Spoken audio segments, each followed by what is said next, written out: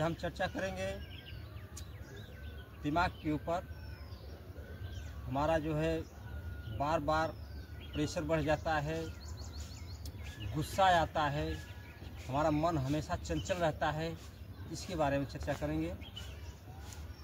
देखिए, जब श्वास की गति धीमी होती है तो हमारा मन शांत होता है, हमारी चित्तवृत्तियाँ सभी शांत होती हैं।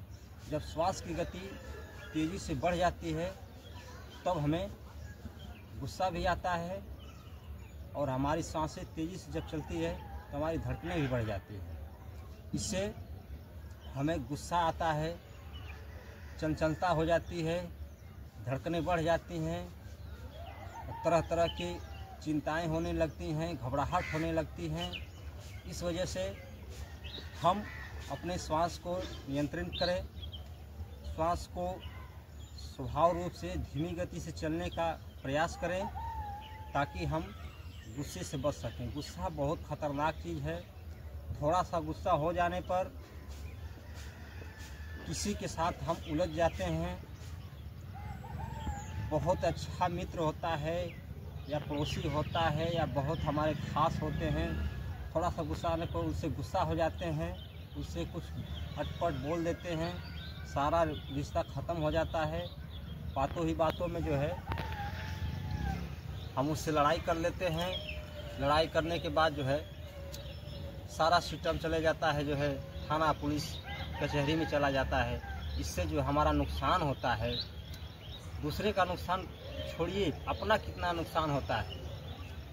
समय का नुकसान होता है, पैसे का नुकसान होता है, थोड़ी सी के लिए। तो हम ज़्यादा करके जो है इस बात पे आते हैं कि हम अपना बचाव करें। यदि गुस्सा पे काबू करना है तो हम अपने आप को सुधारें। तो जैसे ही हम श्वास की गति को सही करेंगे, हमारा गुस्सा भी सही होगा। देखिए, इस प्रकार से जैसे बैठना चाहें, जैसे बैठना चाहते हैं, जैसे भी बैठना चाहते हैं बैठ जाएं, या खड़े होकर भी कर सकते हैं, कहीं भी कर सकते हैं। इसके जैसे भी बैठना चाहते हैं बैठकर अपनी सांस को इस प्रकार से हाथों को मुद्रा में भी रख सकते हैं, ऐसे भी रख सकते हैं, और जैसे इच्छा हो हाथों को रख सकते हैं, मुद्रा बना सकते हैं और सांस को धीमी गति से इसे खींचे इस प्रकार।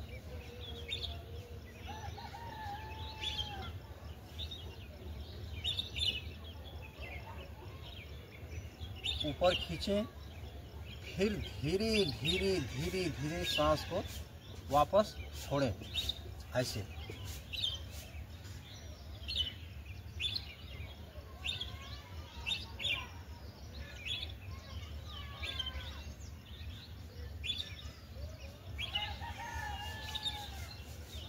फिर वापस खींचें।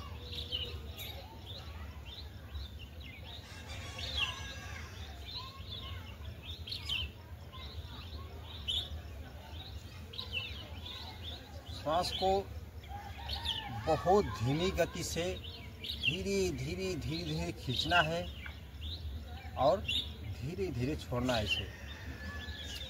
इस प्रक्रिया को जितना देर कर सकते हैं, आपकी क्षमता हो जितनी देर उतना देर करें।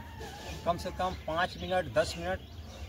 कहीं भी आपका मन जब चंचलता हो, आपके अंदर घबराहट हो, तो कहीं भी हैं, खड़े खड़े भी हैं, चाहे कहीं बैठ जाएं आराम से, तो ऐसे सांस को इस प्रकार खींचें और धीरे धीरे छोड़ें।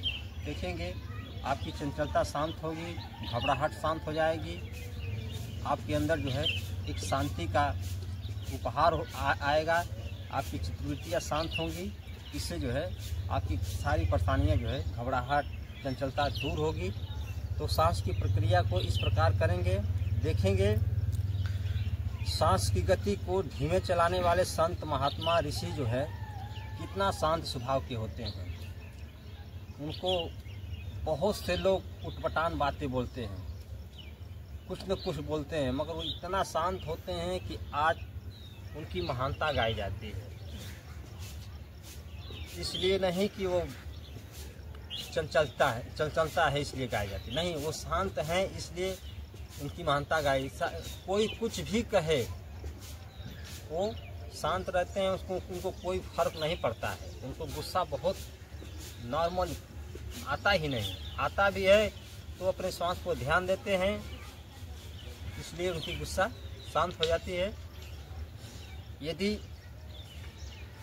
हम यदि चाहें हम रेगुलर जो है श्वास की गति को समझ सकें तो इसके लिए जो है सबसे अच्छा है यदि समय का महापुरुष, समय का सद्गुरु अगर मिल जाता है तो श्वास के बारे में, इस जीवन के बारे में वही समझा सकता है। क्योंकि श्वास का सम्राट, हृदय सम्राट जो है सद्गुरु ही होता है। अगर जिनके जीवन में सद्गुरु की कृपा हो जाए तो उनकी तो समझो कि लाइफ ही बन जाएगी। तो मैं आशा करता हूँ कि यदि सद्गुरु का प्रयास करें कि मिल जाए। देखिए वो ऐसी विधि बता देते हैं कि सारी विधियों को एक साथ मिलाकर एक नॉर्मल विधि बताते हैं कि आप इस हिसाब से क्रियाओं को करें। कुछ ऐसी विधि बताते हैं कि सांसों पे नियंत्रण रख सकते हैं, पूरे जीवन को नियंत्रण कर सकते हैं। तो श्वास की गति उनसे बेहतर कोई नहीं बता सकता है। यदि प्रयास करें तो उनसे संपर्क करें। समय का सद्गुरु बहुत भाग्य वालों को मिलता है। तो श्वास की गति पर मैंने चर्चा किया। आशा करता हूँ ये वीडियो आपको अच्छी लगे तो इसे जो है लाइक और शेयर सब्सक्राइब भी करें। तो इसी के साथ मैं विदा लेता हूँ आपसे। अब मिलते हैं अगली वीडियो में, तब तक के लिए नमस्कार, धन्यवाद।